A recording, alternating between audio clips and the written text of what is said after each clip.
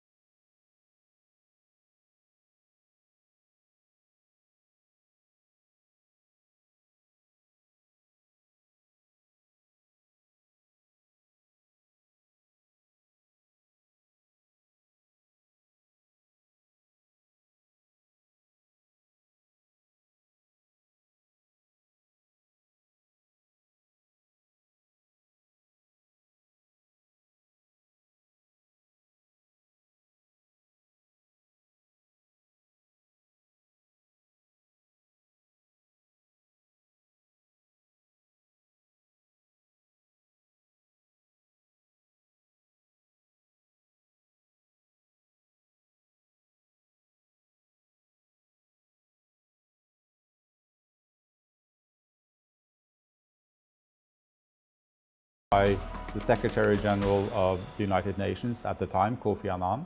He invited, and he had the foresight to say that we need to engage the investor community more in establishing practices for responsible investment. And this group of 30 or so funds, they drafted these principles. So these principles were around integration of ESG risk factors in their investment process, about engaging with companies and about sharing their experiences. So they're very high-level general principles that were meant to capture the essence of responsible investing without going too much in detail. But we've tried over the years to elaborate on what these 6 principles mean in practice and to help implement these 6 principles and put them to life. 那今天这期节目的嘉宾呢，我们请到的是 PRI 的理事长马丁斯坎科。他在 PRI 工作呢已经有超过6年的时间。那么之前呢是在挪威政府和一些相关的国际组织负责过气候变化治理以及政府养老金等等项目。在今天这样一个全球的环境和社会问题难解的当下，对于推广 ESG 投资理念的必要性，马丁斯坎科可以说有着很深的理解。If you look at the investment landscape today, there are many environmental, social, governance risk factors that obviously have a potentially significant impact on the investments of institutional investors. So one big issue we're discussing now in the investor community is obviously climate change. Not just the effects of climate change, but also the effects of the transition to a low-carbon economy. So that transition will require lots of investments, so it will give lots of investment opportunities. But the transition process also gives risk, because there's a risk that investors will make wrong decisions about investments that are not profitable in a low-carbon society. So as we know, PRI advocates to establish long-term and sustainable financial systems. So what kind of the characteristics should this system have, and what kind of the role does ESG play? So I think a useful starting point is maybe thinking about the Sustainable Development Goals. So the Sustainable Development Goals is a broad development agenda for the world, agreed by all the countries in the world together, a set of ambitions for the next decade or so until 2030. So a good sustainable financial system is also a system that would support the implementation of the Sustainable Development Goals.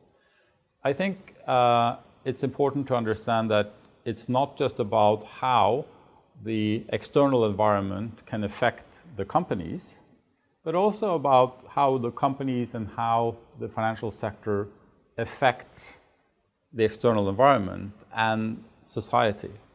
So it should be an ambition for the financial sector to be useful to be socially beneficial, and to be a part of a process of realizing the Sustainable Development Goals. And so I think looking at better risk management is a way of ensuring sustainability because it reduces the risk of financial instability. And we know that financial crisis is very bad for the broader economy, for workers. It hits always the poorest people the most. So I think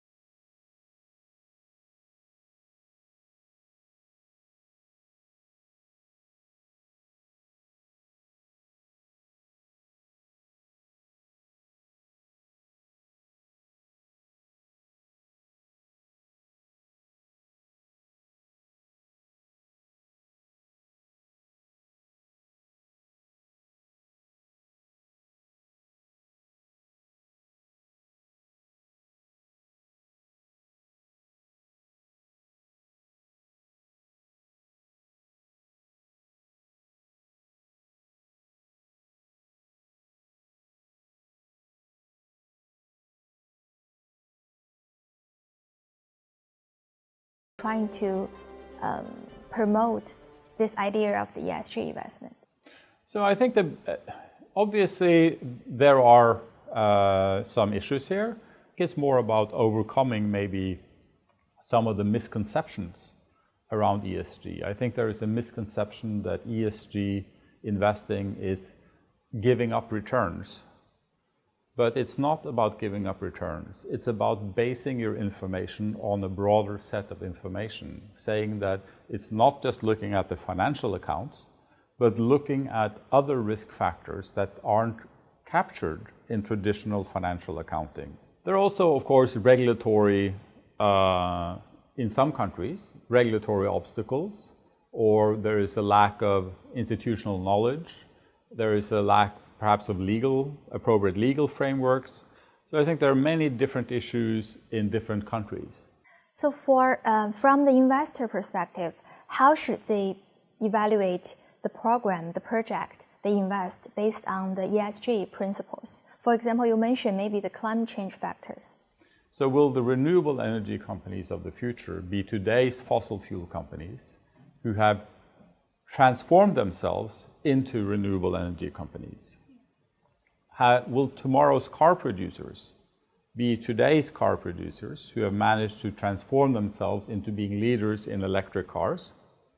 Or will new companies who have specialized in electric cars grow up and outcompete the existing companies? It will probably be a mix of both.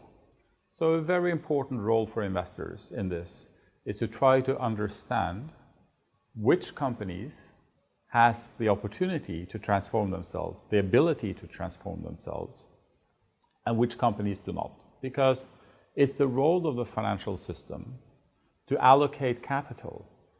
The financial system decides which companies get financing and which don't get financing. The investors decide where to invest their money. The banks decide where to lend money, which companies will get financing.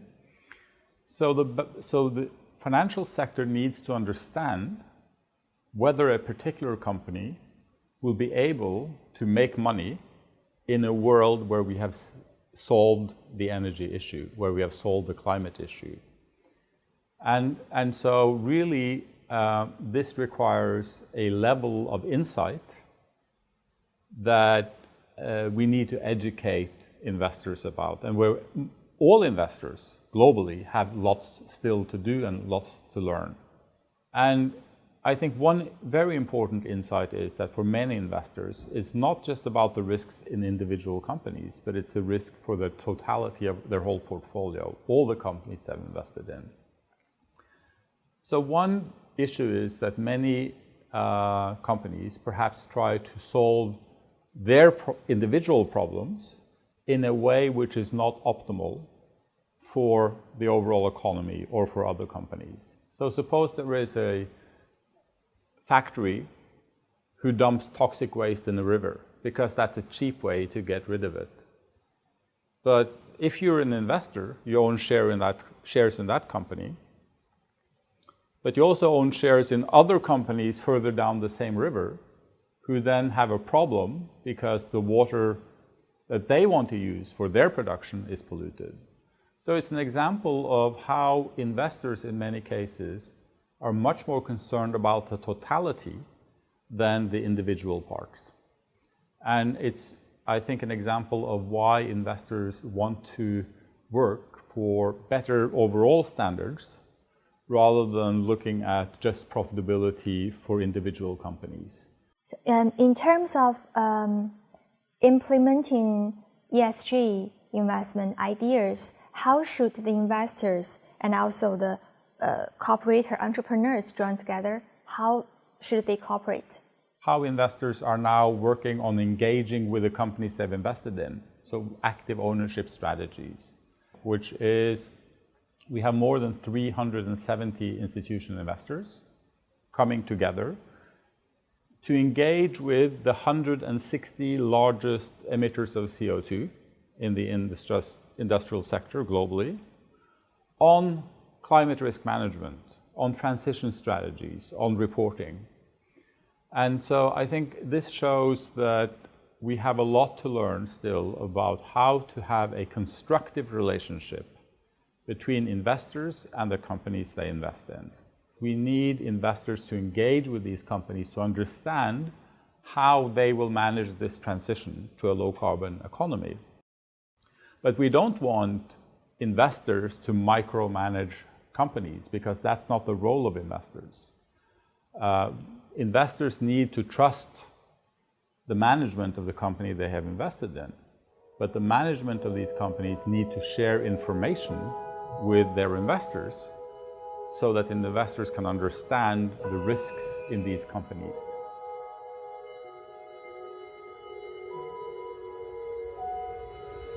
当前呢，欧美等发达资本市场经过长期实践，已经建立起了成熟的 ESG 投资体系。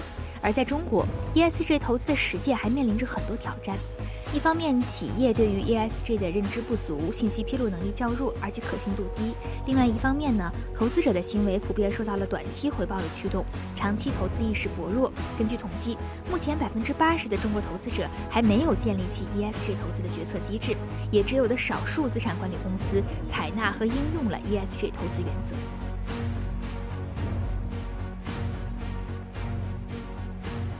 So today we have 30 members or signatories, as we call them, to the PRI here in China. What I think we would want to do is to grow the number of asset owner institutions in China. Foreign investors investing in China through a Chinese investment management company, they want to know if this investment management company looks at environmental, social, governance risk factors when they invest. So they create a demand for ESG integration with the Chinese investment management companies. And the Chinese investment management companies have then joined the PRI to build their own skills, get access to learning about ESG integration. But I think it would be even better if there also was a strong source of demand for ESG integration from the Chinese asset owners, from the Chinese life insurance companies, from public and private pension funds. So I think also from a national perspective, building a more robust financial sector, it would be a huge advantage to encourage asset owners to adopt responsible investment practices. And I think the best way for them to do that would be to join the PRI. So in China, I mean, at current stage, I think there are some troubles when we're trying to promote ESG investment ideas. For example, many companies has no idea what is ESG, especially when we're talking about the long-term sustainable investment. So how could we solve these issues? How could we educate this investor? Now, that's a very, very central question, because I think you're right in saying that many of these risks are very long-term in nature. the issues posed by climate change, for instance. The transition to a low-carbon economy will play out over many, many years, even decades. So it's very important to engage with the long-term asset owners. Pension funds, both public pension funds, corporate pension funds, life insurance companies, these institutions, they invest money with an investment horizon of many decades. They carefully manage these types of risks. And they cannot just rely on their investment managers to do this on their behalf, because the investment managers will often be incentivized for reaching returns over a much shorter time horizon. And so I think that's really central, and for the PRI, we really want to encourage particularly asset owners to sign up to the PRI, but also to take these kinds of risks.